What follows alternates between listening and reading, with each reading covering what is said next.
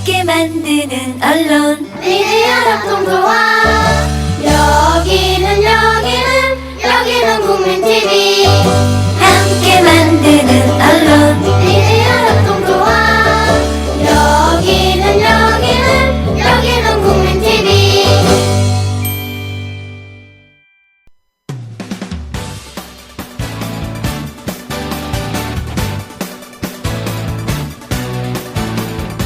미디어 협동조합 서영석 이사장의 서영석 타임스.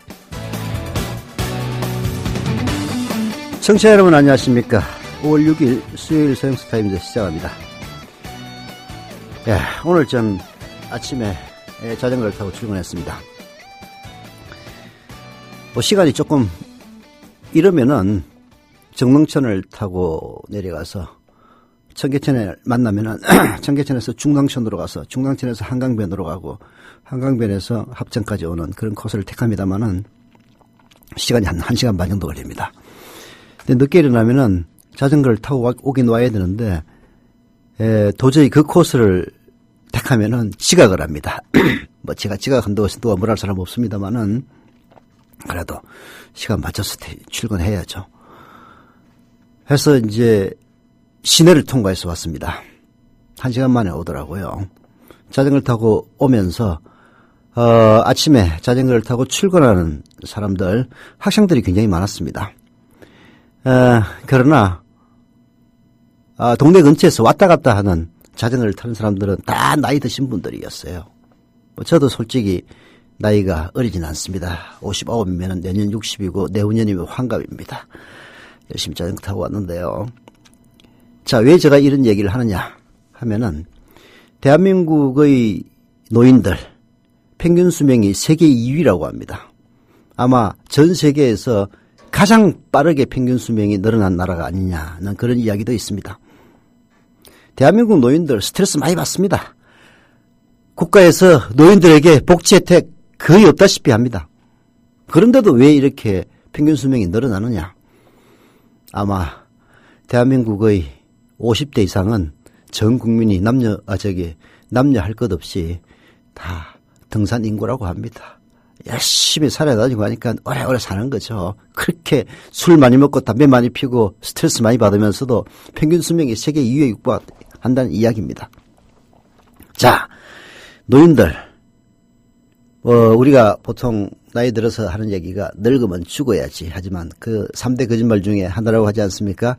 늙어서 죽고 싶은 사람 아무도 없습니다.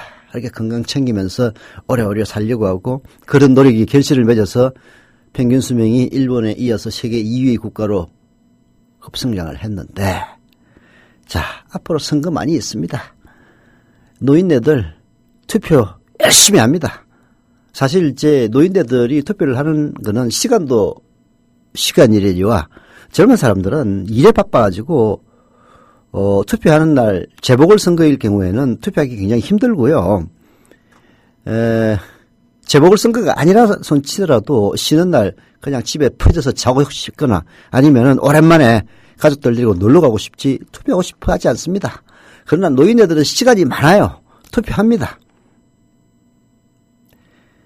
게다가 재보궐선거의 경우에는 투표율이 낮기 때문에 고연령층의 높은 투표율이 그야말로 결정적으로 좌우를 합니다. 자, 이랬을 때 지금 노인네들로부터 지지 외면을 받고 있다는 야당, 뭘 어떻게 해야 되느냐. 저는 노인에 대해서 그야말로 정밀한 공약을 개발해서 노인네들이 야당을 지지할 수 있도록 만들도록 고민해야 될 시점이라고 생각을 합니다. 지난 대선에서 박근혜 대통령 각하는 순 거짓말, 세상에 그런 거짓말이 있을 수가 있습니까? 모든 노인에게 20만 원씩 주겠다는 공약으로 노인들의 민심을 얻었습니다. 물론 노인들 중에서는 80대, 90대 고령층에는 박정희 향수 있습니다. 아이고, 그야말로 공주님 모시듯이, 왕조의 공주님 모시듯이 우리 박근혜 공주님 하면서 지지하시는 분들도 있겠습니다만은 60대, 70대 노인들은 자기 이익에 따라 투표를 합니다. 결국은 거짓말로 판명이 되긴 했습니다만은 전 노인들에게 20만 원씩 준다는 공약 전 분명히 노인네들의 표심을 움직였다고 생각을 합니다. 그러나 노인들이요, 20만 원 주지 않으면 못 살 그런 저소득층 노인만 있는 거 아닙니다. 중산층으로 노후 생활을 영위하는 사람들도 있고요. 뭐 중산층까지는 못 되지만 그래도 극빈계층은 아닌 그런 사람들 많이 있습니다. 그래서 노인네들의 소득과 성향, 지역 이런 것들을 면밀하게 분석해서 노인네들이 표를 찍어줄 수 있는 그런 정밀한 공약을 개발해야 될 때라고 생각을 합니다. 예를 들어서 노인네들에게 등산과 관련된 지금 등산 실제로 가보면은 불편한 점 한두 개가 아닙니다. 이런 것들을 개발하는, 그 불편을 해소하는 그런 공약을 개발한다든지, 여하튼 그런 고민을 통해서 저는 최소한 80대 이상은 몰라도 60대, 70대, 50대, 60대, 70대는 맞춤형 공약이 통한다고 봅니다. 왜냐하면 대한민국 지금 이 자칭 보수 수구 기득권 세력 정권은요, 표는 노인네들에게서 제일 많이 얻으면서 노인을 가장 홀대하는 정권입니다. 그렇지 않습니까? 나이 조금 들면은 임금 피크제 도입한다고 지랄병을 떨어요. 임금 피크제가 뭔지 아십니까? 저도 그거 한번 적용해 보려고 그래요. 이사장 물러나면은. 50대가 되면은 어떤 기업에서든지 월급 제일 많이 받습니다. 55세를 기점으로 임금 피크제를 실시한다. 55세부터 그 다음부터는요, 쫓아내지는 않지만 월급은 깎습니다. 55세가 임금이 가장 피크예요. 그래서 임금 피크제라고 합니다. 그 다음부터는 해마다 임금을 깎습니다. 임금 올리는 게 아니라. 아, 싫어? 그럼 나가! 이런 겁니다. 결국 노인네들은 일자리 창출을 위해서 홀대받을 수밖에 없는, 정상적인 직장에서는 홀대받고, 그리고 비정상적인 직장들 아주 저질이고 노동력은 많이 들고 아무 생각 없이 몸만 비대야 하고 하는 질 낮은 직장들, 뭐 아파트 경비원, 이런 택배 이런 분들 사실 질이 낮은 건 사실입니다. 그 일을 보람있게 하시는 분들도 많이 있겠습니다만은 이런 일들이 결코 높은 질의 양질의 직장이라고 볼 수는 없지 않습니까? 이런 데는 결국은 갈 곳 없는 노인네들이 그야말로 내몰리고 있습니다. 그것도요, 젊은 사람들 일자리 뺏어간다고 용보어가면서 들어갑니다. 심지어는 나이 들어가지고 노가다판에 가려고 그러면요, 나이 많아서 쓰지도 않지만은 젊은 사람들한테 눈총 받습니다. 나이 드신 분이 말이야 와가지고 젊은 사람들 일도 못하게 한다고. 이런 노인네들을 위한 공약. 실제로 노인을 위해서 노인들도, 노령층도 우리 사회에서 소외받고 결국은 핍박받는 사람 중에 한 계층입니다. 이런 사람들을 위한 정밀한 공약을 야당에서 과연 고민하고 있는지 걱정스럽습니다. 제가 나이가 들어보니까 그런 생각이 들더라고요. 오늘 자전거 타고 오면서 그야말로 동네에서 아무 데나 처박아 놔도 훔쳐가지 않을, 단돈 5만 원도 나가지 않는 그런 자전거 타고 새마을 모자 쓰고 동네에서 왔다 갔다 하는 사람들 다 노인들입니다. 그나마 좀 좋은 자전거 타고 출근이라도 하는 사람들은요, 저 40대, 50대에 괜찮은 직장인들이고, 그리고 아버지 돈 받아 쓰는 대학생들이 전부 좋은 자전거 타고 다닙니다. 노인네들을 위한 공약. 공약뿐만이 아니라 실제로 집권을 하면은 노인들이 그동안 일생 동안 사회에 기여했던 그 기여가 헛되지 않도록 뭔가 새로운 좀 더 품격 있고 일자리도 양질의 일자리를 창출할 수 있는 그런 고민들, 그런 공약들 개발해야 되지 않겠는가 하는 생각을 자전거 타고 오면서 했습니다. 잠시 광고 듣고 시작하겠습니다. 바코드와 관련된 사업을 하고 있는 조합원 다랑어입니다. 저희 회사는 바코드 프린터기, 바코드 스캐너, PDA와 같은 바코드 장비와 스티커, 택, 리본 같은 소모품을 취급합니다. 소프트웨어로는 바코드 프린터기를 통해 스티커와 택 등을 출력하는 발행 프로그램에서부터 바코드를 활용한 중소기업의 입고, 출고, 제거를 관리해주는 프로그램, 일정 규모의 회사를 상대로 하는 소규모 자영업자들을 위한 한셀이라는 프로그램을 판매하고 있습니다. 문의하실 내용이 있으시면 010-3249-5348로 연락 주십시오. 010-3249-5348입니다. 조합원 특별 할인가 이런 거 없습니다. 성원해 주시면 가열차게 광고하겠습니다. 고맙습니다. 이 광고는 조합원 블레이드문님이 신청하신 광고입니다. 국민 라디오 남자한테 참 좋은데 정말 좋은데 뭐라 말을 못하겠네. 어머, 무슨 남자가 이래요? 좋으면 좋다. 말을 해야지. 그러니 당신이 루저라고요. 미디어 협동조합 국민라디오와 뉴스케이는 남자에게만 좋은 게 아닙니다. 남녀노소 모두에게 유익하고 재밌는 프로들로 가득하다고요. 팟캐스트 포털 팟빵에서 국민 라디오 프로그램들을 만나세요. 구독하기, 별점 주기, 다운로드 잊지 마시고요. 미디어 협동조합 조합원 가입은 어떻게 하면 될까요? 조합원 가입은 야, 내 너한테 물어봤냐? 국민TV, 국민라디오 그리고 뉴스케이를 응원하시는 분들 미디어 협동조합 조합원 가입으로 힘을 실어주십시오. 그리고 기존 조합원분들은 월 조합비 납부 신청을 해주시면 감사하겠습니다. 조합원 가입과 월 조합비 납부 신청 문의는 홈페이지 국민.tv 또는 서울전화 3144-7737로 연락주시면 됩니다. 지상철 조합원 신청 광고입니다. 강화대교 앞에서 개념 부부가 만드는 개념 곰탕, 연지연 곰탕. 연지연이란 가마솥의 장작불로 온종일 구워내는 곰탕을 서로 나누어 이어지는 인연이란 뜻입니다. 연지연 곰탕이 민주주의를 열망하는 조합원 여러분과 국민의 건강을 책임지겠습니다. 곰탕 포장 판매는 한 팩 800g에 7,000원이며 7팩 이상은 무료 배송으로 드립니다. 연지연 곰탕은 강화대교 입구에 위치해 있습니다. 단체 주문 예약 및 포장 주문 전화번호는 010-7252-1114, 010-7252-1114, 031-989-9968. 조합원 단체 예약은 10% 할인해드립니다.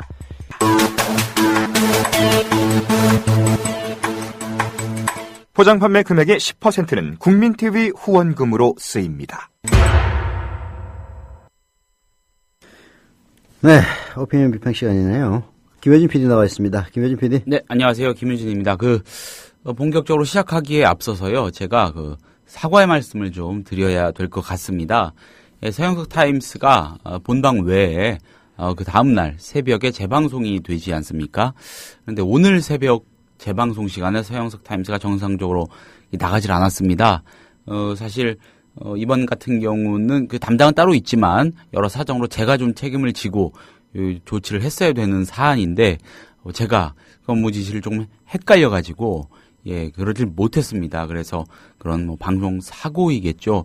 그래서 많은 재방송으로 서영석 타임스 청취하시는 많은 조합원 청취자 여러분들에게 불편을 드렸습니다. 그 점 제가 정식으로 정중하게 사과드리겠습니다. 죄송합니다. 자, 오피니언 비평 들어가기 앞서 또 한 가지만 말씀드려볼게요. 아까 노인의 유권자들 관련 얘기를 해주셨는데 기울어진 운동장이라는 얘기 있지 않습니까? 그 기울어진 운동장이라는 논리가 성립하게 만드는 여러 가지 요건 중에 하나가 노인표의 결집일 겁니다. 공관 결집. 그거일 텐데 그거하고 관련해서 유시민 전 보건복지부 장관이 최근에 어느 팟캐스트에서 노유진의 정치 카페, 그 방송이죠. 거기서 이런 얘기를 하더라고요. 그러니까 얼마나 이 선거 구도 투표 여건이라는 게 진보 진영, 민주개혁 진영에 불리하냐. 이거를 설명하기 위해서 자기의 사례를 예를 들더라고요. 2003년이었죠. 재보궐선거에 유시민 전 장관이 나가서 당선이 된 적이 있습니다. 그때 일산인가 어딘가에 가서 그렇죠. 그때 그러니까 여론조사 결과를 공표할 수 없는 시기죠. 선거일 한 사나흘 전에 굉장히 공신력 있는 큰 기관에서 여론조사를 돌려봤답니다. 비공개로 캠프만 알기 위해서. 그랬더니 한 15% 이상 이렇게 차이가 나서 이기는 걸로 나왔대요. 안도를 했겠죠. 많은 사람들이. 그런데 투표율이 20% 후반대 이쪽 저쪽이었던 모양입니다. 그런데 뚜껑을 열어보니까 5% 차로 이겼다는 거죠. 불과.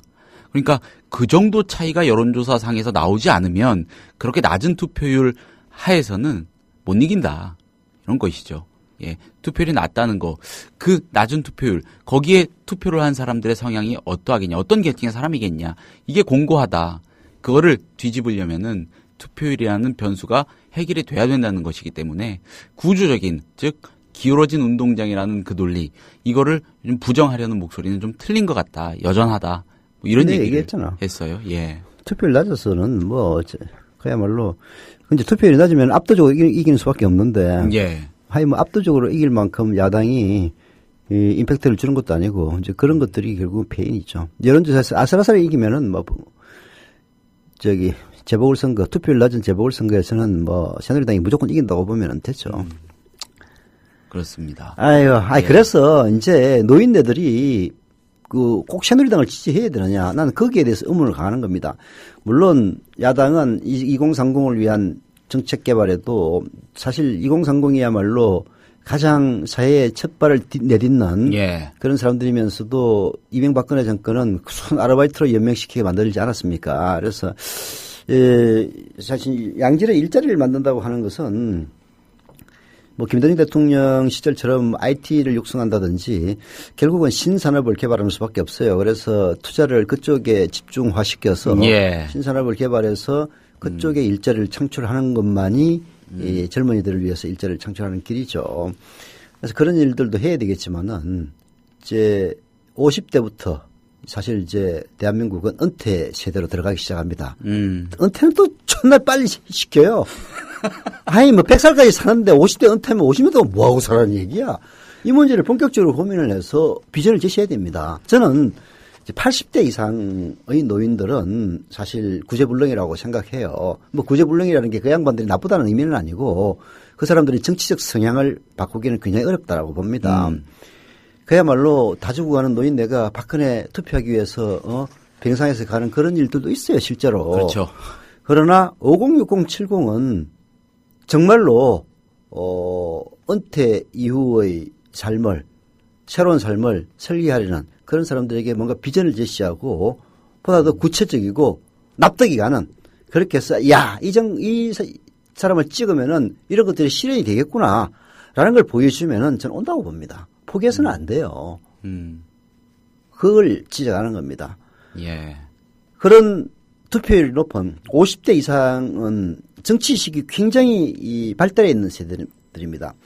87년 세대라고 얘기를 하는데요. 1987년이 지금부터 10년, 20년, 거의 30년 전입니다. 예. 이게 지금 50대가 20대에 87년을 겪었던 세대들입니다.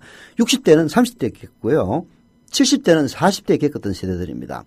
87년의 그 민주화 뜨거운 열기를 경험했다는 것은요. 정치의식이 고양될 수밖에 없는 그런 젊은 시절을 보냈다는 얘기거든요. 그래서 투표율은 높습니다. 투표율이 높아요. 그리고 50세대부터는 아무래도 어떤 자기가 위치에 있든지 간에 시간이 조금 나는 세대들입니다. 정치의식은 높고 시간은 나고 투표율을 볼 수밖에 없잖아요. 그래서 그 사람들이 전부 새누리당을 지지하도록 내버려 둘 생각입니까? 전 그래서는 안 된다고 생각해요. 실제로 새누리당 정권은 노인네들을 홀대하는 정권입니다. 홀대 정도가 아니라 박대하는 정권이에요. 물론 새누리당은 근본적으로 1% 이외의 사람들에 대한 아무 관심이 없는 그러나 그들이 갖고 있는 역량, 매스컴 이런 걸 이용해가지고 마치 서민을 위하는 정당인처럼 가장하고 있을 뿐이지 그야말로 1%의 이익을 구현시키는 정당이죠. 그러나 그런 정당이 자신들의 역량을 총동원해서 아닌 것처럼 사기를 치는 일에 많은 사람들이 넘어간단 말이에요. 거기에 넘어가도록 내버리지 말고 진짜 정밀하게 5060, 70을 겨냥한 그 사람들의 삶과 직결되어 있는 그런 공약을 개발한다면은 저는 상당수 많은 사람들이 그런 공약을 제시하는 정당을 그리고 그 정당의 대통령 후보를 찍을 거라고 봅니다. 그래야죠. 이제 포기해서는 안 돼요. 그 투표율을 바꿀 수 없다면은 정면 대결을 해야 됩니다. 그런 취지에서 말씀을 드린 거고요. 예. 자, 본론으로 들어가 보겠습니다. 네. 국회 외교통일위원회 엊그제 여야 없이 한 목소리로 정부의 외교 전략 부재를 지적을 했습니다. 네. 어제 오늘 주요 조간신문들도 굉장히 심각하게 지금 우리 외교 문제를 다루고 있더군요. 네. 아무것도 못하고 아무것도 안 되는 상황. 뭐 그런 상황으로 요약이 되는 것 같습니다. 의원들은 정부가 급변하는 동북아 정세에 제대로 대처하지 못하고 있다. 외교가 위기에 처했다고 진단하며 적극 대응을 촉구했습니다. 정부가 한미 동맹에만 의존하는 사이 미국과 일본의 신미루얼 상황이 전개되고 대립하던 중일은 정상회담을 하며 관계 개선을 모색하고 있습니다. 반면 한일 관계는 계속 악화되고요. 한중 관계는 답보 상태에 머물러 있으며 남북 관계는 단절되어 있습니다. 미중 경쟁의 틈에서 정부는 눈치만 살피고 있습니다. 사정이 이런데도 윤병세 외교부 장관은 외교통일위에 출석해서 스스로 외교를 잘하고 있다고 주장했습니다. 윤 장관은 미국과 일본의 신미루얼에도 불구하고 한미동맹이 더 높은 수준이라며 문제없다 이런 태도를 드러낸 것입니다. 경향신문으로 가보겠습니다. 박 대통령, 윤 장관 사퇴론 왜 나왔는지 아나? 라는 제목입니다.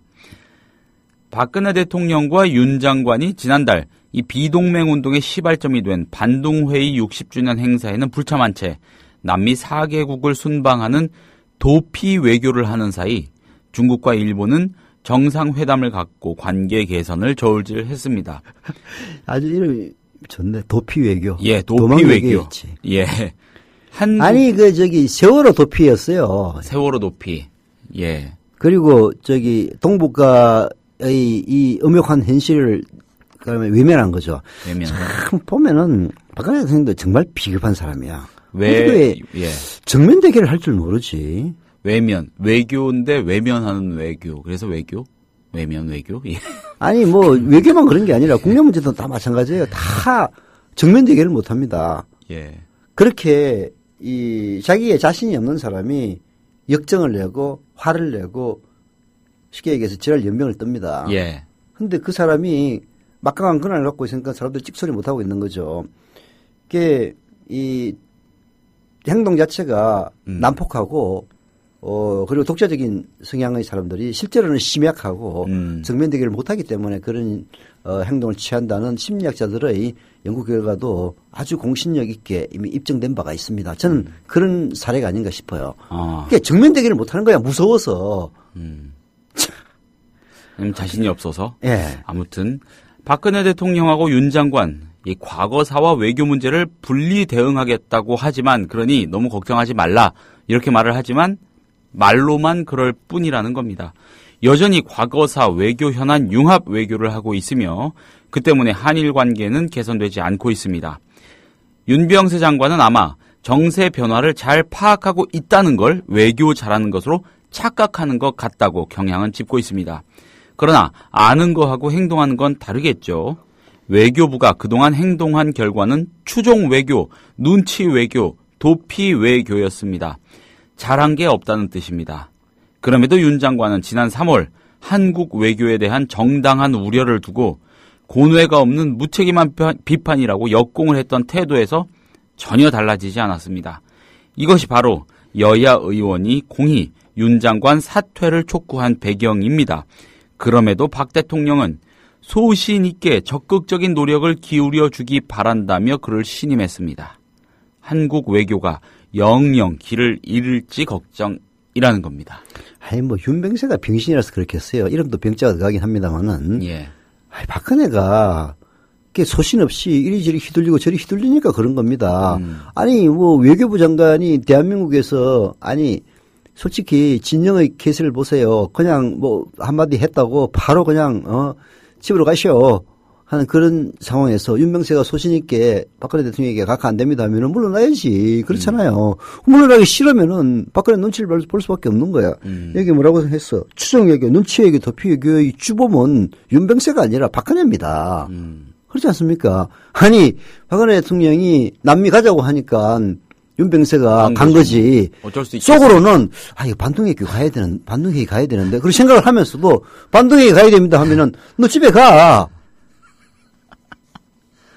그럴 거 아닙니까? 그 어디도 아니고 집으로 가시오. 집으로 가세요. 뭐하러 여기 앉아 있습니까? 분명히 그럴 사람이에요. 내가 간다는데 내가 대통령이 되면 한다는 거 아닙니까? 라는 얘기를 한 분이 바로 박근혜 대통령이십니다. 그래서 제가 대통령 하겠다는 거 아닙니까? 네. 예. 반둥회의도 남미도 말고 다른 곳으로 가시오. 남미로 가는 것도 내가 간다는데 말이 많아. 싫어? 그럼 집에 가시오. 윤병세 욕할 거 하나도 없습니다.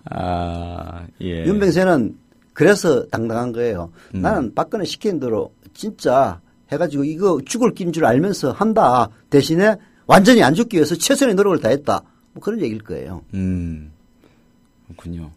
지금 글쎄요. 외교가 워낙 어려운 사안이라서 한눈에 잘 조망이 되지는 않습니다만은 갈수록 점점 더 심각하게 언론들이 바라보고 있거든요.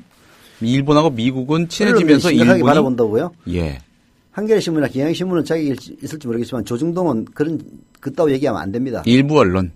일부 언론. 조중동 옛날에 진짜 동북아 균형 자론을 박근혜 노무현 대통령이 주창했을 때 그런 사실 예, 우리가 가장 저는 지금도 동북아 균형 자론이야말로 우리가 가야 될 방향이라고 생각을 해요. 남북한이 화해 협력을 통해서 전쟁의 위험을 해소하고 동반 성장을 하면서 예. 먼 훗날 통일을 위해서 지금 너무 격차가 많이 나고 문화가 다르기 때문에 교류를 통해서 이제 그러면서 우리 속마음으로는 북한이 변하기를 기다리는 거죠. 북한 독재 정권도 개방시키면 오래 못 간다고 보는 거예요. 사실은 그런 얘기하면 북한이 야 이 새끼들 니들 속셈이 그거야라고 얘기할 거 봐서 말을 못해서 그렇지.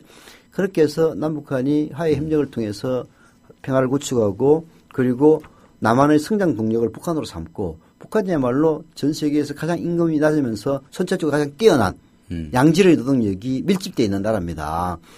그래서 우리가 지금 베트남도 이미 동북 삼성 같은 경우에는 임금 수준이 우리나라의 거의 한 70% 80% 쫓아왔다는 것 아닙니까? 북한으로 가면 되는 거란 말이에요. 그렇게 해서 남북한이 이제 화해 협력을 통해서 발전을 하면서 그리고 우리가 일본과 주변 4대 강국을 균형을 맞춰서 서로 싸움 안 나도록 완충지대를 만든다. 이게 저는 러프하게 얘기하면 동북아 균형자론이라고 생각을 하는데요. 그거 아주 훌륭한 일은 아닙니까? 근데 조중동에서 그때 오로지 노무현 대통령의 외교적 기계라고 말도 안 된다고 무슨 우리가 무슨 동북아 균형자 지뢰라고 자빠졌네라는 그런 식으로 나왔어요. 그러면은 박근혜 지금 개판 외교를 잘했다고 얘기를 해야지. 그 사람들 잣대 보면 잘하는 거 아니야. 박근혜 대통령 잘하고 있다. 윤명세 잘하고 있다. 균형을 못 잡으니까. 균형 안 잡으니까. 그렇지. 그렇게 해야지. 무슨 지랄 소리 하고 있어. 그렇게 하면 안 돼. 니들 일관성 있어야지 인간들아. 좋습니다. 미국하고 일본은 친해지면서 일본은 보통 국가화의 길을 점점 더 빠르게 걷고 있고 중국도 일본하고 어떻게 잘해보려고 하고 근데 대한민국은 아무것도 못하고 북한에 대해서도 발언권이 없고 예, 이거 균형이 깨지는 정도가 아니라 그냥 미국 식민지로 전락해 있는 거죠. 지금은 미국 놈들이 작전권 갖고 가라는데 안 갖고 가고 참 세상에 이런 희한한 나라가 어디서 전시작전을 갖고 가라고 그러는데 아이고 아닙니다 해가지고 그거 안 갖고 대신에 그러면 야 그래? 온갖 걸 다 해내라는 거 아니에요. 이것도 사라 저것도 사라 이런 슈퍼 병신이 어디 있습니까? 사드 사고 전투기 사고 그러는 거 그렇습니다. 그런 걸 사야 지들이 또 떼먹는 모양이야. 지금 보니까 또 무슨 리스트가 또 하나 등장했다며 무슨 참모총장인가? 예. 에휴 참 진짜 속이 뒤집어져가지고 이 나라에 살기가 싫어져요. 어떨 때는. 아니 나야 솔직히 모든 걸 잊고 해외를 떠나도 내 인생 지금까지 할 거 못할 거 다 하면서 살았고 생각했습니까만 지금 젊은 세대들이 불쌍합니다. 불쌍해. 이따위 인간들을 사회 지도층이라고 믿고 살아야 되는. 아이고 참. 자, 이것도 속이 좀 뒤집어지는 얘기일 수도 있는데 해봐야겠습니다. 다음 토픽입니다. 다음으로 넘어가죠. 정부가요 어제 오후 3시에 서울청사에서 추경호 국무조정실장 주재로 법무부 차관 등 관계부처 관계자들이 참석한 가운데 뭘 했을까요? 특별사면제도 개선 관계기관 회의를 열었습니다. 박근혜 대통령이 그 전날 수석비서관 회의에서 인두염을 떨치고 공개석상에 처음 나온 그 자리에서 개헌하자는 얘기야 뭐야? 투명한 사면권 행사를 제도적으로 보장할 수 있도록 특별사면제도 개선 방안을 마련할 것을 지시한 데 따른 겁니다. 성완종 리스트 물타기용으로 꺼내든 카드가 지금 사면권 문제 아니겠습니까? 일주일 만에 병석에서 복귀한 대통령의 국정 우선순위에 대한 인식이 이 정도밖에 되지 않는 것이 우선 놀랍고요. 대통령의 한마디에 휴일임에도 특달같이 회의를 여는 공무원의 영혼 없는 일사불란함이 안쓰럽기까지 하다 이런 반응이 나옵니다. 아니 어떡합니까? 예. 야 집에 가 하는 소리 안 들으려면 해야지. 자, 한겨레 사설 한번 가보겠습니다. 우선순위 무시한 특별사면 개선 논의. 특별사면 제도에 문제가 있다면은요, 당연히 고쳐야 합니다. 그러나 이 문제를 제기하는 의도와 배경이 불순한 것은 말할 나위도 없고요. 경기 침체와 외교적 고립이란 큰 곤경을 겪고 있는 마당에 특별사면 제도 개선이 과연 국정 우선순위에 앞줄에 둬야 할 만한 사안인지 의문이 많다는 겁니다. 박 대통령이 특별사면의 문제점을 계속 제기하는 것은 자신의 발밑까지 밀려온 성완종 추문에 대한 관심을 다른 곳으로 돌려서 위기를 모면하자는 의도로 짐작이 된다. 이렇게 한겨레는 조심스럽게 말을 했는데 이게 뭐 짐작되는 수준이겠습니까? 또한 4.29 재보궐선거에서 이런 전술이 주요해 상당히 덕을 본 것도 사실이라고 한겨레는 짚고 있습니다. 지금 이 나라가요, 특별사면 문제에 매달려서 에너지를 소비할 정도로 한가한지 심각하게 묻고 싶다는 겁니다. 외교적으로는 일본과 북한 문제를 원리주의적 자세로 다루면서 최악의 외교적 고립 상황을 맞고 있습니다. 경제적으로요, 빈부격차와 청년 실업은 날로 악화하고 있고 한국 경제의 큰 젖줄인 수출 여건도 더욱 나빠지고 있는 실정입니다.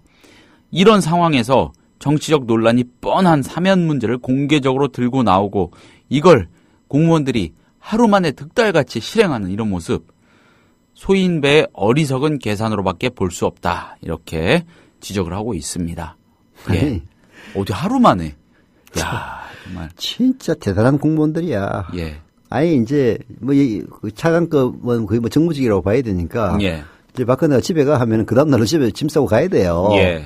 그러면은 장관 예우, 차관급 예우 다 날리니까, 우리 각하가 그렇게 말씀하셔서, 야, 뭐야! 빨리 해!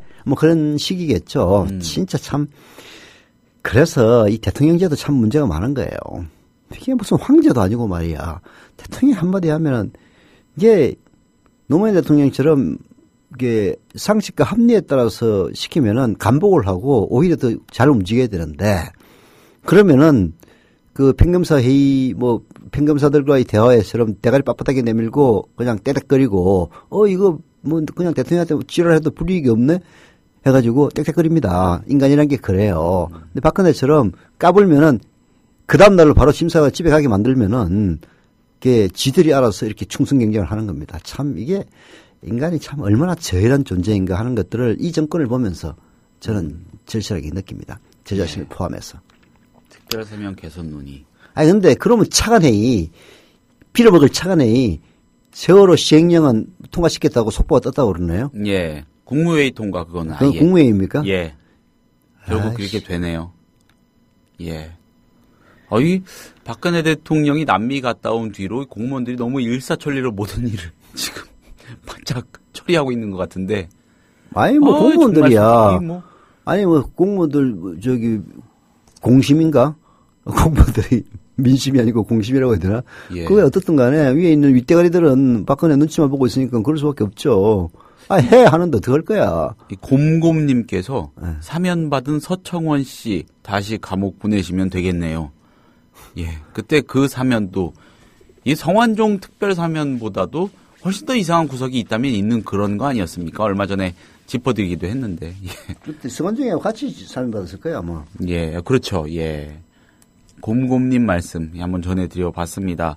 아무튼 이렇게 했으니까 특별팀도 꾸렸다고 하거든요. 특별사면은 대통령이 권한입니다. 이거는 이렇게 법무부에서 지랄 연명을 해가지고 되는 게 아니에요. 지난번 그 노무현 대통령 때도 결국은 성완종에 대해서는 법무부에서는 브레이크를 거는 거 아닙니까? 그러니까 공무원들은 딱 절차 따지는 것 뿐이에요. 이렇게 되기 때문에 성완종은 지난번에 사면을 이미 받았을 뿐더러 이번에는 여차여차해서 동일 범죄로 이유가 있을 거예요. 그래서 사면이 안 된다. 브레이크 걸었단 말이에요.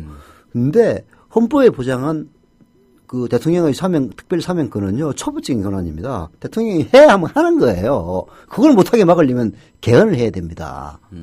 이렇게 해놓고 박근혜 물러나기 전에 지 똘마니들, 이명박이가 그랬잖아요. 자기 물러나기 전에 자기 똘마니들 다 사면시키잖아요. 최시정이부터 시작해가지고 그렇죠. 그렇게 하면 어떡할 건데? 대통령 김효재 전 수석 뭐 이런 사람들. 어떡할 건데? 그 대통령이 쫓아낼 거야? 헌법에 보장된 대통령의 권한인데? 그걸 하위법인 법률로 어떻게 규제를 한단 말이에요. 그러니까 미친 지랄을 한 거예요. 아니, 지들이 해가지고, 뭐 규정을 만들었다 칩시다. 예를 들어서 성완종이 같은 거는 지금은 규정이 없어서 그러면 못 했나? 대통령이 하라니까 한 거 아니에요. 노무현 대통령이 하라고 분명히 시켰을 거예요. 노무현 대통령은 바보도 아니고 왜 시켰겠어요. 아니, 새로 들어올 대통령이 여차여차 해가지고 이 사람은 꼭 필요한 사람이니까 선처해 주십시오라고 하니까 그러니까 해줬을 거 아니에요. 아니, 뭐 성완종한테 뇌물 받아먹고 해줬을 것 같습니까? 그러면 노무현 대통령이 성완종이 미친놈도 아닌데 물러날 대통령한테 뇌물 주겠어요?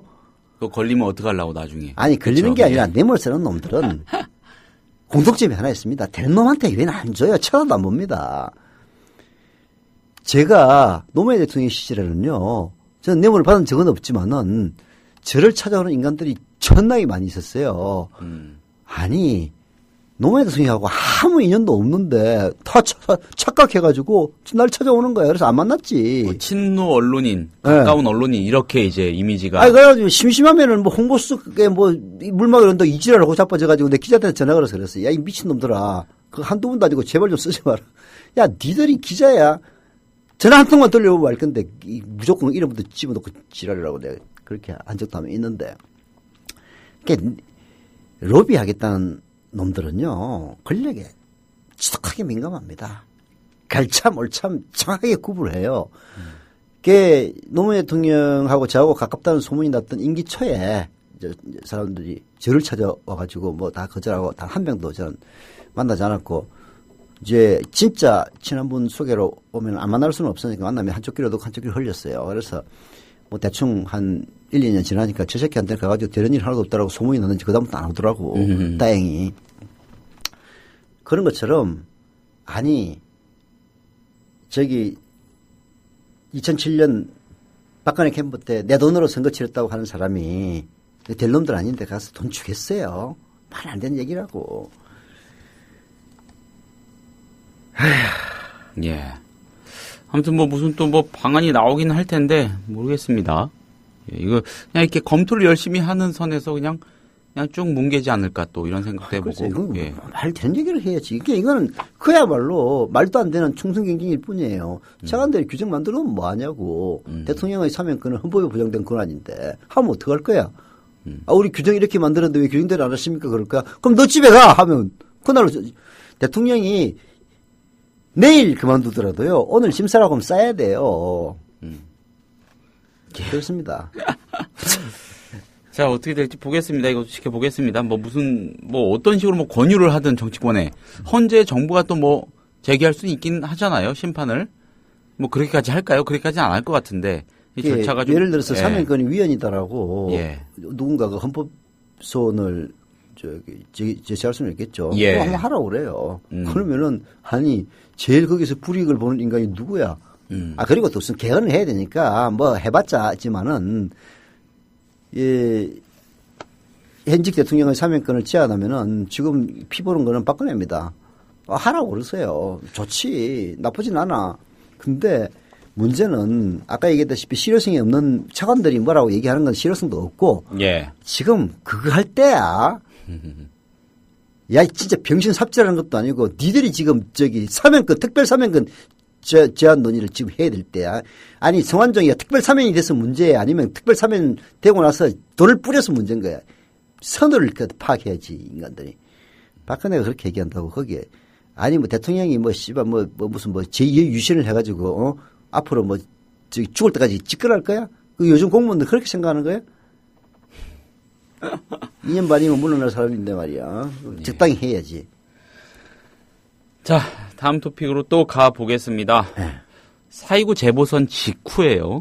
이 새정치민주연합의 폐인을 둘러싼 아주 기획도 시리즈로 내보내기도 하고요. 어떤 언론은 정치 전문가들의 훈수와 조언이 쏟아지고 있습니다. 오늘은 이상돈 전 중앙대 교수가 경향신문 김영 칼럼, 이상돈 칼럼 코너를 통해서 한마디 했더라고요. 그래서 한번 소개해 보려고 합니다. 제가 개인적으로 동의해서가 아니라 비판적으로 한번, 다른 사설들은 어지간하면은 동의를 하고 중요한 얘기라고 해서 생각을 해서 고르는 경우가 많은데 꼭 그래서가 아니고 다시 좀 비판적으로 한번 보면 좋겠다 이런 취지로 고르는 글도 있거든요. 그런 취지입니다. 자, 주요 내용을 발췌해 봤고요. 제목은 하나만한 얘기했을 거야. 또 이 양반도 보면 말했던 아니 본질이 이게 참 보면요. 예. 언론인들도 마찬가지고 전 조중동 안 봅니다.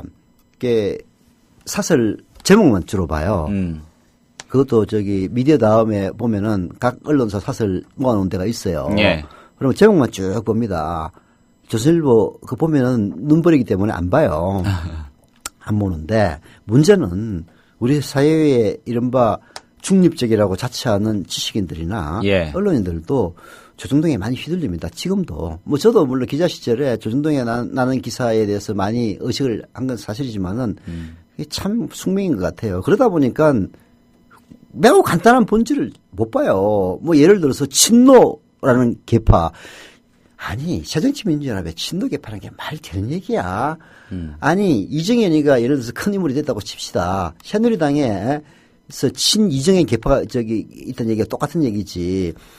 이게 새정치민주연합에서는 영남표가 매우 필요하면서도 그러나 영남의 표는 제대로 오지 않는 표입니다. 그러다 보니까 호남들이 득세할 수밖에 없는 구조예요. 새누리당 거꾸로입니다. 거꾸로예요. 그게 이정현 같이 예외적인 인물이 있을 뿐이지 거꾸로입니다. 이런 상황에서 항상 새정치민주연합에서 영남은 양자일 수밖에 없는 숙명적인 구조를 갖고 있어요. 예. 그럼 양자는 언제나 이 부모 자기를 양자로 맞이한 부모들이 눈치를 볼 수밖에 없습니다. 구조가 이렇게 돼 있는데 그게 친노 계파 운운하는 것은 양자가 그 본 집안을 다 때리 박살을 내가지고 주도권을 잡고 간다는 얘기인데 그게 말 되는 얘기예요? 말이 안 되는 얘기라고. 그러니까 그런 게 있다라고 치고 논리를 전개하니까 없는데 실체가. 이상돈 교수도 그렇게 치고 논리 전개하는 것 같은데요. 아, 그러니까 예. 웃기는 거지. 아이, 지가 들어가서 한번 해보라고 그래. 아, 문재인이가 저기 사무부총장 하나 김경엽이 임명하려고 그러는데 그걸 못 해가지고 그 주승용이가 추천한 인간을 갖다가 임명한 거 아니에요. 친노 운운하는데 뒤로 자빠져가지고. 아니, 사무부총장 하나 임명 못하는 대표가 있는데 무슨 친노 같은 찌를 그냥 개소리 하고 있는 거지. 참. 한번 일단은 들어보시죠. 네. 자, 작년 730 재보선에서는 동작을 파동이 전국적으로 나쁜 영향을 줬고요. 호남에서의 안일한 공천이 유권자들을 분노케 해서 이정현 당선이란 이변을 초래했다고 이상돈 교수가 분석을 하고 있습니다. 그때 새정치민주연합이 작년에 거기에 서갑원 전 의원을 공천했죠. 박연차 리스트에 연루돼가지고 좀 문제가 됐던 그런 인사인데 뭐 호남에서는 우리를 바보로 하냐 뭐 이런 정서도 팽배했었다고 얘기도 들려왔었죠. 아무튼 이번 4.29 재보선에서 새정치민주연합은 공천도 잘못했을 뿐더러 선거 전략도 없었고 선거 운동도 잘못했다는 겁니다. 새누리당은 박근혜 정부의 난맥상 등 국정 이슈가 선거에서 제기되는 것을 피하기 위해 지역 밀착형 후보를 내세웠고 선거 운동도 이미지 위주로 했습니다. 재보선은 투표율이 낮은 데다 통합진보당 해산에 따른 재보선이라서 진보당과 선거연대를 했던 새정치민주연합은 명분도 썩 좋지 않았으니 선거에 임하는 자세가 보다 비장했어야만 한다는 겁니다. 그래서인지 알 수 없지만 문재인 대표는 홀로 선거운동을 하다시피 했습니다. 지명도가 떨어지는 새정치민주연합 후보들은 자체적으로 뉴스를 만들어내지 못했고 문 대표는 효율성이 떨어지는 발로 뛰는 유세에 몰두했다는 것이죠. 문 대표는 성완종 사면 문제에서 스텝이 꼬여서 성완종 사건이란 호재를 적절하게 살리지 못했습니다. 새정치민주연합이 선거에서 맥을 못 추는 가장 큰 원인은 불안한 리더십인데 리더십 문제의 뿌리는 역시 계파 갈등이라고 하겠다라고 이상돈 교수는 짚고 있습니다. 이처럼 곤란한 지경에 처한 새정치민주연합의 돌파구가 자기 혁신과 변화임은 누구나 아는 일이지만 그것이 쉽지 않다는 것이죠. 전통적으로 야당은 새 인물 영입을 통해 변화와 혁신을 가져왔지만 지금과 같이 계파가 지배하는 구조 하에선 누구도 변화와 혁신을 가져올 수 없습니다. 계파 갈등이 존재하는 한 새정치연합은 새 인물을 영입하기 어려울 것이며 지금과 같은 인재풀로는 내년 총선과 2017년 대선이 모두 어렵다고 봐야 한다 이런 주장입니다. 당 대표는 있어도 당의 지도력은 찾아보기 어려운 리더십 공백 현상도 심각하답니다. 패배를 남의 탓으로 돌리는 습관마저 있는 것 같은데 거기에 편리하게 이용되는 논리가 프레임입니다. 김대중, 노무현 그리고 진보라는 프레임에 스스로 갇혀있기 때문에 그런 상황이 벌어지는 거 아닌가 한다고 이상돈 교수는 주장합니다. 야권은 이제 수평적 정권 교체를 가져오고 진보 집권을 실현했던 두 전직 대통령을 역사 속으로 보내고 새 가치와 새 리더십의 시대를 열어야 한다는 것입니다. 이명박 정권의 거대한 실패와 박근혜 정권의 난맥상은 이제 누구나 다 아는 사실입니다. 그렇다면 문제는 수권 자세를 보여주지 못하는 야권입니다. 이번 재보선은 새정치연합의 전술적 실패일 뿐 아니라 야권의 총체적 한계를 노정했습니다. 새정치연합이 과연 쇄신의 길로 갈 수 있을지 아니면 야권 분열을 촉진해서 소수 보수 정권 수립에 일조하게 될지 그것이 문제라는 겁니다. 예. 등장을 하죠. 개파 프레임 이걸 전제로 이야기를 하고 있습니다. 이상돈 교수도요. 아니 말이야 다 맞는 얘기지. 네. 아니 훈수하는 놈들 옆에서 무슨 얘기를 못 하겠어. 말이야 다 맞는 얘기지. 그러나 본질을 못 찾고 있으니까 하는 얘기지. 아니 그게 문재인이 예.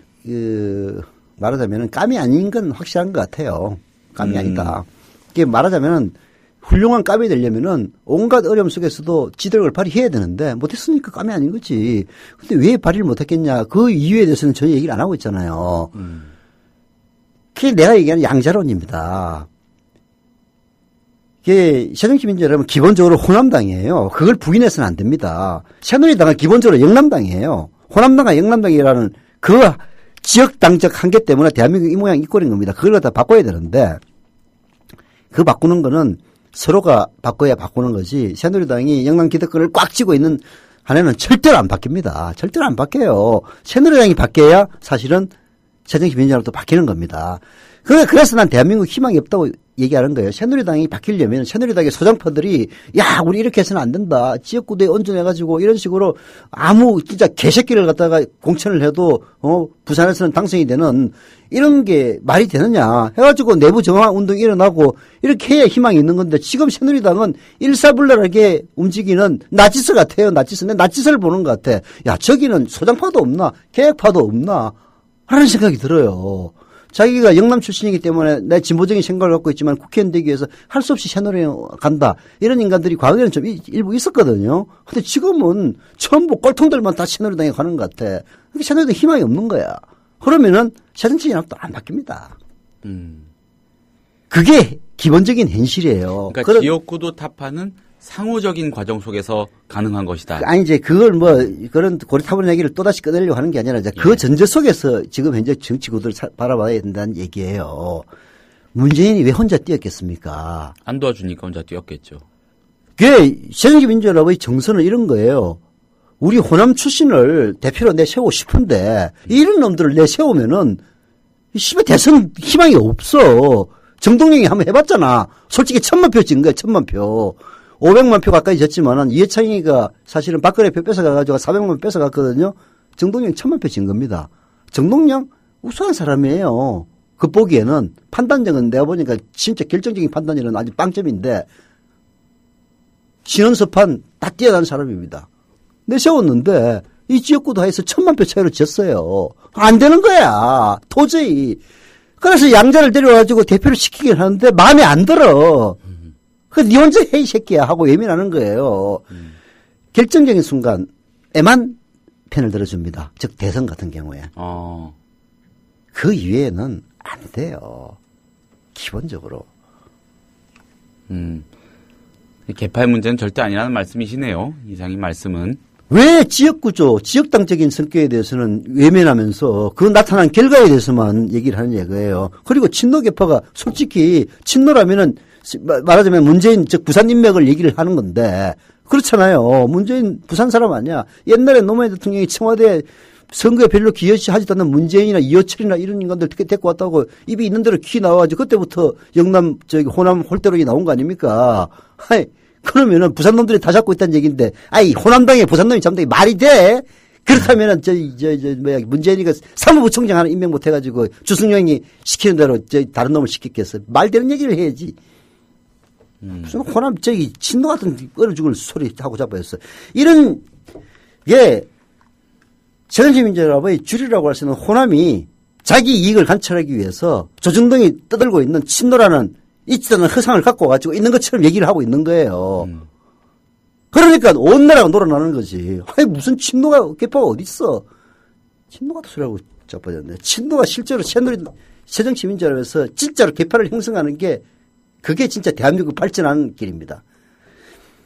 지금 같은 구조에서 영남을 완벽하게 새누리가 장악하고 있는 구조에서는요. 솔직히 새정치민주연합에서는 친노가 쓸 자리가 없습니다. 어떻게 쓰겠습니까? 문재인이 부산에 누구 공천해가지고 당선이 됩니까? 안 돼요. 지금 새정치민주연합 내에서 많은 사람들이 친노 하는데 어쨌든 하고 있습니다. 그게 내가 얘기했잖아. 호남 주류들이 자기 기득권을 유지하기 위해서 있지도 않은 친노라는 거를 조정동이 떠드니까 야 봐라 저 큰 신문이 떠드는데 왜 없어?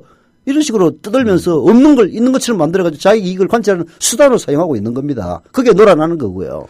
근데 그 누구도 구체적인 친노의 기준이나 그럼 누가 친노냐 이런 얘기 또 잘 안 한단 말이죠. 그러니까 모호해요. 아니 오죽하면은 문재인 측근 주변에서 그런 얘기 한다면 친노라는 게 있었으면 좋겠다고 개파를 뭐 만들자고 해체 선언이라도 하게 이런 가지고 소리가 그렇다면 좀 추론을 해보자면 그 사람들의 주장을 100번 양보해가지고 이해를 하고자 한다고 가정하고요. 보자면 도대체 어떤 기준으로 누구를 가리켜서 친노라고 하는 걸까요? 난 모르겠어. 어느 놈이 친노인지. 그럼 얼어 죽을 새정치민주연합에서 친노 개파가 존재하는 그날이 지역구도를 극복하는 날입니다. 이 구도 속에서는 친노라는 게 생길 수가 없어요. 개파로서의 친노는. 문재인 대표하고 친한 사람? 아니면 참여정부에 직접 관여했던 사람? 요 정도일까요? 모르겠어. 하여튼 그냥 그쪽 집구석은 쳐다보기도 싫어. 솔직한 얘기로. 궁금합니다. 새누리당도 그렇고 새정치민주연합도 그렇고. 그러니까 친노라는 거를 가지고 어느 정치학자가 논문을 좀 써봤으면 좋겠어요. 그 실체에 대해서. 그래서 진보가 희망인데 그 통합 진보당인지 지랄인지 그 경기동부에 휘둘려 가지고 결국은 보수들이 프레임에 넘어가 가지고 아주 개판 5분 전을 만들어 놓은 거 아닙니까? 그럼 예를 들어서요. 선생님 예를 들어서 문 대표 비서실장 하는 김현미 의원 있지 않습니까? 김현미가 친노라면 진짜 열린우리당 출신이고 활약을 했고 지금 문 대표하고 지근거리에서 활약을 합니다. 김현미 의원 친노일까요? 김현미 의원도 어디선가 친노로 분류하는 목소리도 있더라고요. 제가 어렴풋이 봤는데 보수 언론이었던 것 같은데 그런 기준이라면 그러면은 문재인 대표 가까이 가면 안 되는 거잖아요. 그러니까 그럼 말도 안 되는 논리를 말 되는 것처럼 하고 포장하고 있는 얘기 들으면은 짜증 나가지고 참 진짜 애꿎는 나라에서는 듣는 멀쩡한 놈이 병신이라고 그러더니 그런 얘기가 김현미는 솔직히 옛날 평민당에 부장할 때부터 알던 사람인데 대변인실 부장했어요. 그렇게 해서 당뇨 출신으로는 보기 드물게 국회의원 된 사람이죠. 아주 탁월한 역량을 지니고 있고, 그리고 특히 당뇨들에게는, 당직자들에게는 희망입니다. 김현미뿐만 아니라 그런 분들 몇 분 있어요. 김현희 의원도 그렇고. 당직자 출신으로 배지를 단. 그러면은 사실 옛날에는 당직자들 배지 달기 힘들었거든. 진짜로 완전히 모선도로 타지 않으면은 양김에 해가지고 배지 단 사람들 많이 있긴 있죠. 근데 그 양김의 시대가 지나고 나서 문재인 모섬도로도 됐다고 배지 달기 어려워요. 지금은 문재인 모섬 할 사람도 없기도 낙인 하겠지만. 찍히기가 더 쉽겠죠. 그렇죠. 근데 그 당직자로 있다가 결국은 배지까지 달았으니까 희망 당직자들에게 아주 하나의 사표가 되는 거죠. 하여튼 그때부터 내가 쭉 알고 있는 사람인데 이 사람은 친노 아니에요. 그냥 야당 인사예요. 그냥 야당 인사. 오히려 친동교동계에 더 가깝다고 봐야지. 저도 그렇게 생각을 하는데 예전부터 이 사람이 걸어온 길. 그러니까 이 김현미 의원에게 포커싱을 하는 게 좀 개인에게 좀 민망스럽긴 한데 아무튼 그냥 5만 사람이 다 순간적으로 친노로 뒤집어 씌워지고 이러니까. 친노라는 거는 친노, 비노 프레임을 만들기 위한 조정동의 의도. 예. 그리고 호남의 주류들이 당을 갖다가 좌지우지하기 위해서 없는 친노를 만들어가지고 있는 것처럼 공격을 하는 이 두 개가 어우러져가지고 만들어진 허상입니다. 근데 인간들은 허상에다 넘어가요. 내가 얘기했잖아. 이명박은 우리의 욕망이 빚어낸 허상이라고. 예. 그 허상에 다 투표해가지고 정동영이를 무려 1000만 표 이상 이기게 만들지 않았습니까? 자꾸 정동영 1000만 표라고 그러니까 아니라고 얘기하는 사람들이 있는데 실제로 1000만 표입니다. 그때 이회창 후보가 이회창이 한 400만 표까지 갔거든요. 예. 그래서 한 490만 표인가 80만 표 차이로 졌잖아요. 합치면 그 근천만 표예요. 역사상 최대의 대표를 한 겁니다. 그러니까 그 사실을 호남 사람들도 인정을 해야 돼요. 새로운 DJ가 나올 때까지는 이게 마음에 안 들더라도 문재인이라든지 이런 사람들을 대표로 옹립을 했으면은 믿고 지지해주는 그 무언가가 있어야지 맨날 해놓고 나서 선거에 협조도 안 하고 아니 그러면 문재인이 어떻게 할 거야. 그 뭐 그렇죠. 계획 공천 못 한다고 그러는데 계획 공천을 하려면은 쉽게 얘기해서 지 맘대로 해야 됩니다. 예를 들어서 관악에 정태호를 공천 안 하고 이상한 놈을 데리고 와가지고 공천했다고 봅시다. 당내에서 반발 때문에 난리 불사가 날 겁니다. 양김은 왜 가능했지 아세요? 카리스마 있으니까. 찍으면은 예. 찍은 놈이 되니까 말이 통하는 거예요. 내 옛날에 얘기했잖아. 그때 저기 DJ 정계복귀 반대해가지고 김원기 이런 사람들 저기 무소속 출마했는데 정업에서 떨어졌어요. 김원기. 떨어졌다니까. 김원기라는 거물이. 그러니까. 그렇죠. 예. DJ가 너 안 돼 하면은 안 되는 거야. 그 정도의 파워가 있어야 공천도 혁명을 하는 겁니다. 안 그러면 시스템적인 공천을 하든가. 그 정도 돼야 또 개파라고 하는 거 아니겠습니까? 그렇죠. 예. 아니 근데 문재인이 예를 들어서 새로운 인물을 갖다가 꽂아봐라.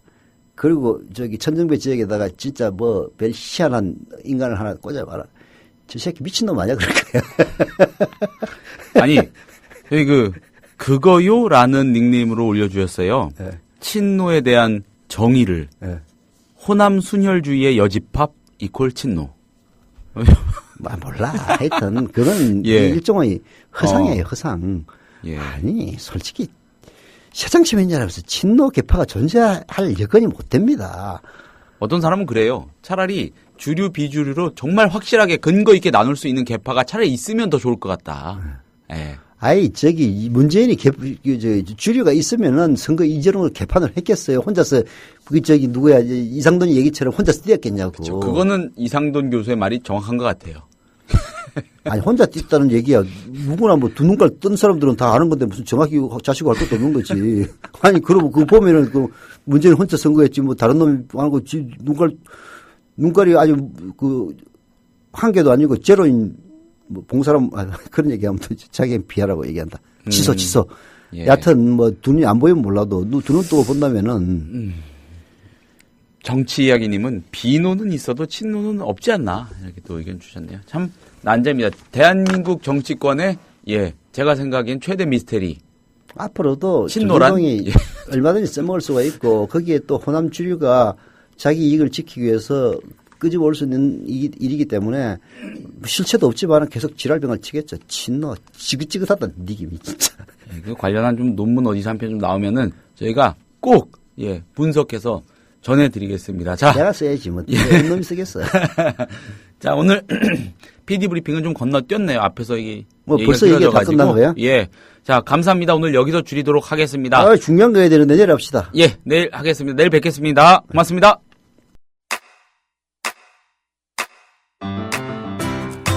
국민 라디오 지지하는 4가지 방법 아시나요? 다운로드하기, 별점 주기, 댓글 달기, 구독하기. 국민 라디오를 보다 많은 이들에게 전할 수 있는 가장 손쉬운 방법. 다운로드하기, 별점 주기, 댓글 달기, 구독하기. 잊지 마세요. 다운로드하기, 별점 주기, 댓글 달기, 구독하기.